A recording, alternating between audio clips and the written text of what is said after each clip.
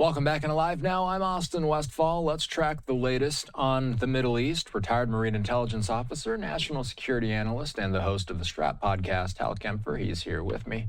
Hal, a lot to discuss, as always. Let's start off with some reporting from Reuters. They say that the British military is saying that gunboats from Iran's Revolutionary Guard opened fire on a tanker transiting the Strait of Hormuz after Iran said that it had reimposed restrictions on the vital waterway. The United Kingdom Maritime Trade Operations Center said that the tanker and crew were reported safe without identifying the vessel or its destination. Phil Stewart here with Reuters saying that there was a broadcast that went out over the airwaves there saying, "Attention all ships regarding the failure of the U.S. government to fulfill its commitment in the negotiation. Iran declares that the Strait of Hormuz completely closed again. No vessel of any type or nationality is allowed to pass through the Strait of Hormuz." So there's a few different things to unpack here, Hal. Let's start with the Iranian gunboats firing on tankers. What are the implications of something like that happening amid the ceasefire? Well, Austin, it's pretty serious. These are Revolutionary Guard Corps boats. That's really all the Navy that Iran has is Revolutionary Guard Corps. These are gunboats. It's not really clear how big they are, but I'm assuming the description, they're not big boats. They're not ships by any means. And they're fast moving, and they went across and they took a tanker under fire. Now, that particular encounter, the tanker tried to hail them when they saw them coming in, got no answer, and then the gunboats just opened up on them. So there was no communication with the tanker at all before they came under fire. Fortunately, nobody was seriously injured. Nobody was killed. So that was one encounter. Then there's another ship. Wasn't clear if it was container or break bulk, but it also was hit by a projectile. Don't know if that was an anti-ship missile. That's some of the thinking right now. But we have a couple of ships that are hit. Interestingly, they're both Indian flagged, and India has called in the ambassador from Iran to have a very strong discussion as to what are you doing with that. Because yesterday, Iran had agreed to reopen the strait. There were some ships that went through. There was a convoy of tankers that were trying to go through this morning. I don't know if they made it or not, but I did see the number of tankers that were coming up to go through the strait turned around and went back once they realized that Iran was causing problems. And Iran has also said that they're going to prioritize ships that have paid their crypto coin toll booth fee to go through the strait.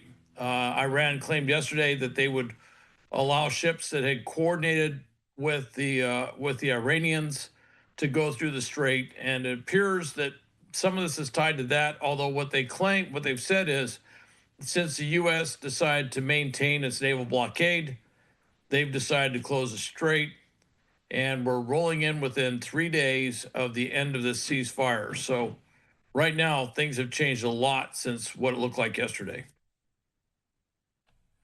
President Trump today declined to take reporters' questions about Iran. This is a live look, a general idea of what the ship traffic looks like. Marine traffic is the entity that brings us this live look at what the choke point looks like, if you will. When Trump declined to take reporters' questions earlier today, he did say that, quote, "We have very good conversations going on." He also says Iran got a little cute, saying they want to close up the strait again, referring to the strait. Hal, let's see here. We've got a 2-week-long ceasefire that's due to expire on the 22nd, I believe. Are there any indications at all that there will be another meeting between Iranian and American officials? The Pakistanis have been trying to organize one. Does it feel like any progress has been made? Well, yesterday it was the U.S. saying that they felt there was going to be a meeting that started this weekend. Of course, that would have to be tomorrow at this point. And today the U.S. is saying, and the Iranians are now saying that they anticipate there will be a meeting, could start tomorrow. And but we haven't heard them both say it at the same time. So it's not quite clear if there's going to be a meeting or not. And and after all the, I guess you could say, positive words that the president had about a potential for a meeting, and then having this happen today, I think we're kind of absorbing what this means, not just militarily, but politically. You know, the big thing on the Strait of Hormuz is, regardless of what the President of the United States says, regardless of what the Iranian Revolutionary Guard Corps says, the real voice is kind of Lloyd's of London. They're the ones that determine the risk for going through the Strait of Hormuz. That determines the insurance fees for going through the Strait of Hormuz. And as long as they feel it's too dangerous to go through, you're not going to see a lot of ships move. And so until they feel very confident the ships can move in and around and through the strait safely, without being targeted by Iran, without running into a sea mine or something else, until that determination is firm in their minds, you're just not going to see the strait get opened to meaningful levels of shipping. You know, people ask me all the time what NATO's role is in all of this. I still get that question often about the Middle East war, Hal.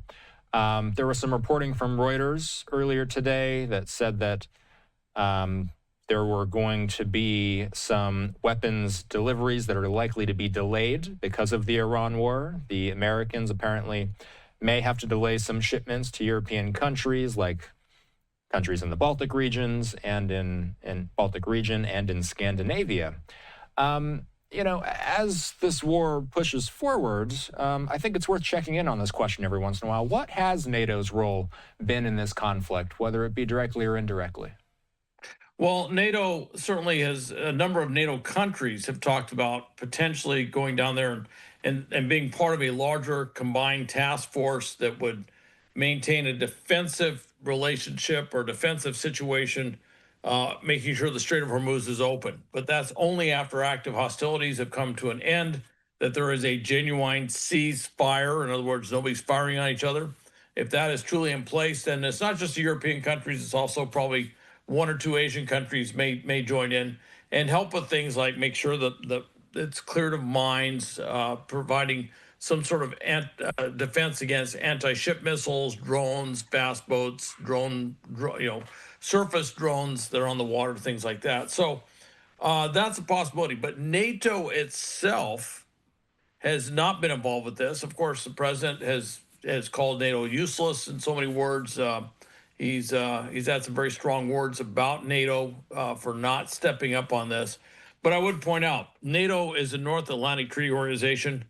It's responsible for the territorial integrity or safety, security of NATO member countries, and U.S. and Canada and North America being NATO member countries.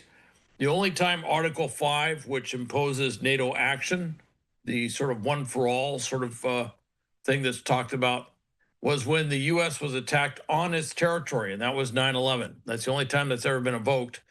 And even though this ended up putting NATO troops in Afghanistan, in Iraq, pretty far away from the North Atlantic, so to speak, and certainly not member nations of NATO, even though it did that, there was an attack on U.S. soil that triggered that. This is different. There has been no attack on certainly NATO soil per se. One can argue that the drones fired from Hezbollah to Cyprus may have kind of attacked, and some of the things that were intercepted going up to Turkey may have been an attempted attack on Turkish soil, but there was nothing on the par of like 9/11 or something like that happened. So NATO has kind of stood back on this because they say, look, it's not really a NATO issue per se. The U.S. position is NATO has a lot of assets that we'd like to see in there, like minesweepers. So we're frustrated with them. NATO is probably a little frustrated with us because they were never consulted on this thing before it kicked off. So NATO has not been involved to date. So if there is to be another round, or if there is not to be another round of in-person meetings between the Americans and the Iranians, I mean, is it technically possible to get a ceasefire extension done even if there isn't an in-person meeting?